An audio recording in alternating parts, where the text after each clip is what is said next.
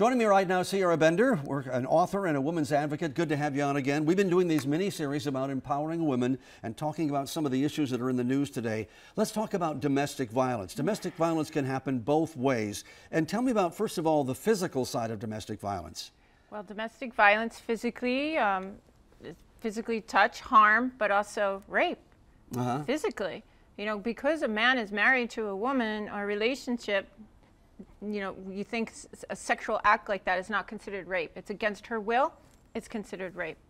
So even though it's titled domestic violence, it's still considered sexual abuse. Are we getting better as a society with domestic violence or not? Because it seems to me, I'm looking at all these stories and it just seems that there seems to be more and more and more of it. Well, there's more of it because we're more comfortable to talk about it. But yes, it is getting, I feel it's getting worse. Even through my measurements, through all my workshops, 60% of the women in the room are a statistic of sexual assault and violence. Unwanted. 60%. Wow, that's a high figure. Now, if the statistics say 1 out of 4, the statistics aren't telling the truth because most women are silent, or they're in silence. So they're not saying it, they're not reporting it. So that's part of the problem also. So we are seeing this new revelation, even the hashtag Me Too, whatever you want to call that, is going on right now. Are we going to see more of that with domestic violence, or are we still restricting that to kind of like sexual harassment in the workplace rather than within the family? Because one thinks within a family setting, well, why is this happening that husbands and wives are abusing each other? What's wrong? Because years ago, if there was a situation, the police would come and say, oh, this is domestic, we don't get involved. So you think of O.J. Simpson.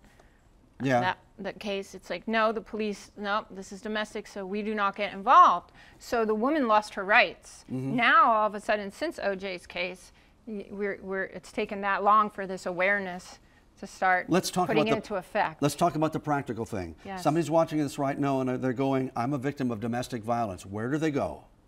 Where do they go is first they tell someone that they love and trust. Just get it out.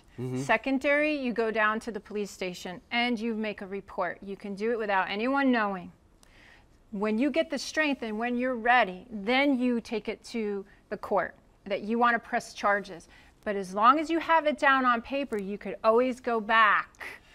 And the cops will tell you that so many times they'll go to a house where there's been domestic violence reported by one of the other spouses, and when they get there, the other people say, I don't want to press charges anymore. Right. And then you think of the other side of that from the lawful part. Now they show up 7 times and now no one takes it seriously. It takes 7 times before a woman will actually leave an abusive relationship. 7 times when the police come or she reports it. There's something wrong there. What has to happen in society to reduce domestic violence? And you talk about women empowerment. I want to know what that means. What does that mean in relationship to domestic violence?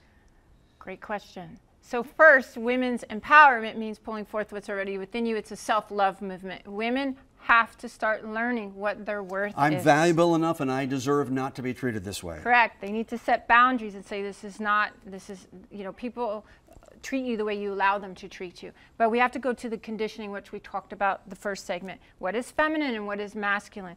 That we have to learn what those energies are within us. That it's okay to be fierce. You know, compassionate isn't always soft and mushy. It's fierce. It's setting boundaries. It's very primal.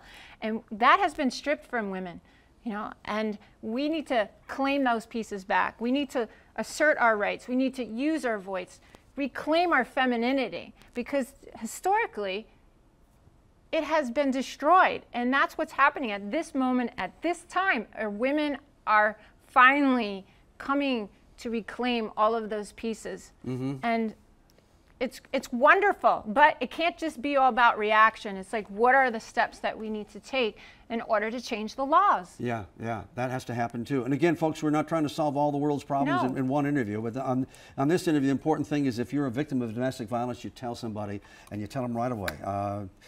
Crazy stuff the world is going on as we try to make it better. Sierra, thank you for your help. Thank you so much, Al.